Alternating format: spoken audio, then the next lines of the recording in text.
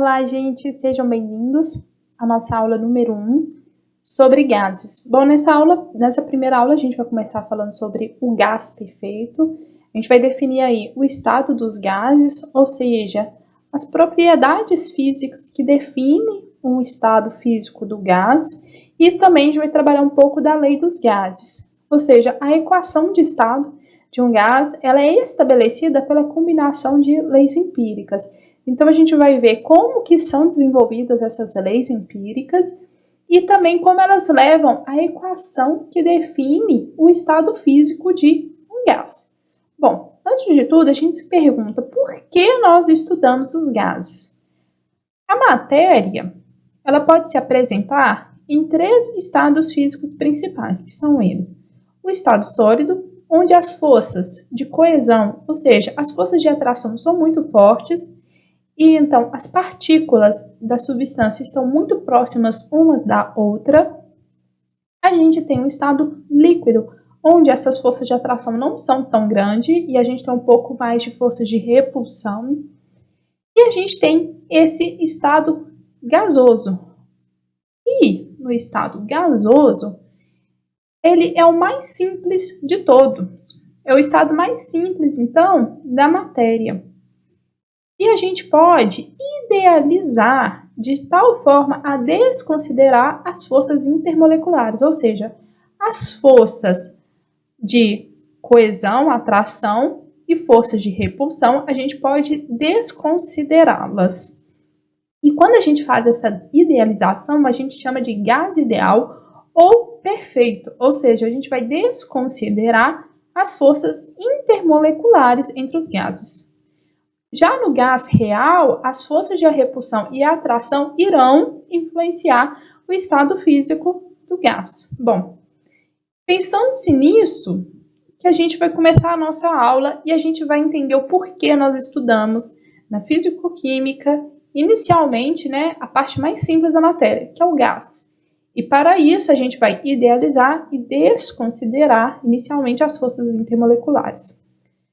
Bom, e como a gente pode definir, então, o gás perfeito? Primeiramente, é um conjunto de moléculas em movimento aleatório constante, onde se aumentar a temperatura do meu sistema, eu vou também aumentar a velocidade dessas minhas moléculas.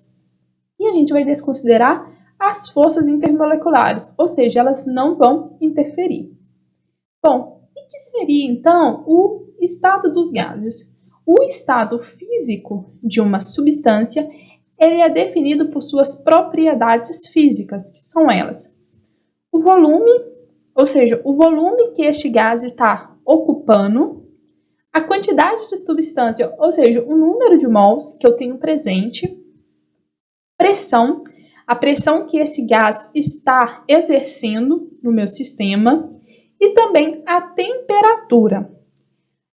Pode-se verificar experimentalmente que se a gente tem 3 dessas variáveis, ou seja, volume, número de mols, pressão e temperatura, se eu tiver 3, uma quarta eu consigo definir. E o que leva então a uma equação de estado, ou seja, é uma equação matemática que vai estabelecer uma relação entre essas 4 variáveis. E essa é a equação de estado mais simplificada. Bom, a equação de estado de um gás perfeito vai ser, então, verificada experimentalmente, que ela é PV igual a nRT, onde P é de pressão, V é o volume ocupado pelo gás, N é o número de mols, ou a quantidade de substância, e T é a temperatura. R é a constante dos gases e ela sempre será fixa, ou seja, ela vai independer da temperatura, pressão ou volume ou número de mols. Ela é sempre constante, ok? Bom, agora a gente vai discutir um pouquinho sobre, então, o que é a pressão de um gás. A gente vai definir o que é essa pressão e também vamos definir o que é a temperatura de um gás. Bom, vamos falar um pouquinho agora sobre a pressão de um gás. Bom, a definição de pressão, qual é? É uma determinada força sobre a área, o que nos leva à equação matemática, onde pressão é igual a força sobre área. Sendo que, se eu aumentar a minha força, eu estarei aumentando a minha pressão ao considerar que essa área A ela é constante para uma mesma área. Logo, a gente vê que pressão e força são duas grandezas diretamente proporcionais, ok? E qual que é a origem da força de um gás? Bom, imaginemos primeiramente um cilindro contendo um gás perfeito, ou seja, a gente está desconsiderando aqui as forças intermoleculares. E essas moléculas estão em constante movimento aleatório. Logo, a sequência incessante de colisões das moléculas com as paredes do recipiente vai dar origem a essa força. Essas moléculas vão estar colidindo com a parede, exercendo uma força, o que nos leva, então, a uma pressão constante do gás dentro deste cilindro, considerando que ele está aqui fechado, ok? Bom, agora vamos imaginar que a gente tem dois cilindros separados por uma parede móvel. E esses cilindros contêm gases diferentes, onde o gás P1 tem a pressão maior que o gás 2. Bom, então a tendência é de que, como essa parede é móvel, o gás 1 irá comprimir o gás 2, ou seja, ele vai diminuir o volume. Essa parede vai estar diminuindo o volume do meu gás 2. Essa diminuição do volume aqui, ele vai parar, vai até um certo ponto, quando os dois tiverem a pressão iguais, ou seja, quando igualar a pressão, P1 ser igual a P2, essa parede móvel já não irá se deslocar.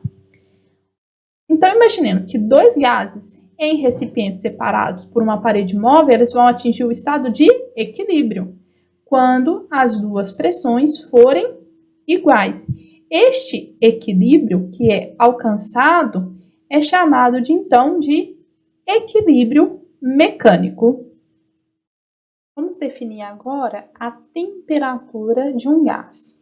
O que é a temperatura? É a propriedade física que indica o sentido de fluxo de energia através de uma parede rígida e termicamente condutora. Então, imaginemos, por exemplo, dois blocos. O bloco rosa possui uma temperatura maior que o azul. Logo, qual que será o sentido do fluxo de energia? Vai ser do bloco rosa para o azul, uma vez que ele está em uma temperatura maior. Isso está indicando, então, o fluxo de energia. A temperatura também, ela indica se dois corpos estão em equilíbrio térmico. Como podemos fazer isso? Imaginemos aqui que a gente tem três corpos, A, B e C. Se A está em equilíbrio com B e se B está em equilíbrio térmico com C, então C também está em equilíbrio térmico com A.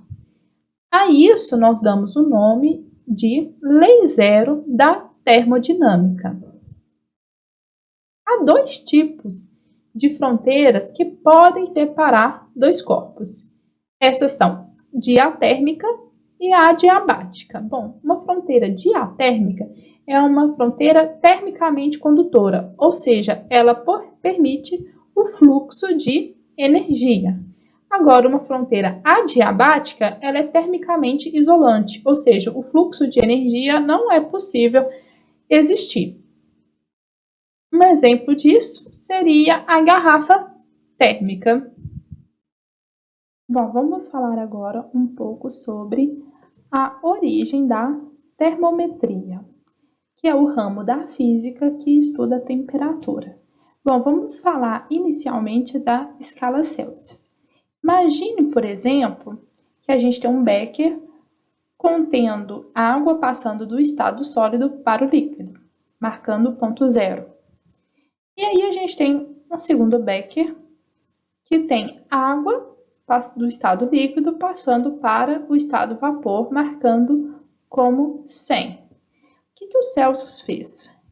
Ele fez a diferença entre o comprimento das duas colunas de líquido, ou seja, esta coluna marcando 100 e essa 0, e dividiu em 100 partes iguais, que foi denominada como graus, onde o menor ponto foi denominado como 0 e o maior como 100. Porém, tem uma coisa muito importante: líquidos diferentes vão se expandir de maneiras diferentes e podem gerar valores numéricos diferentes de temperatura. Ou seja, aqui o Celsius ele estava trabalhando com o mercúrio e aí ele conseguiu chegar nessa escala que ele realizou, fazendo a diferença entre os dois termômetros. Porém, se fosse um outro líquido, ele poderia se expandir de uma maneira tal que a diferença fosse, por exemplo, de 76 partes, ok? E aí, para a gente poder resolver esse problema, a gente pode utilizar a pressão de um gás para ser usada para construir a escala de temperatura do gás perfeito. Bom, como que a gente pode fazer isso? Primeiro, vamos considerar que as moléculas de um gás estão em movimento desordenado constante. Logo, quanto maior a agitação, maior a temperatura.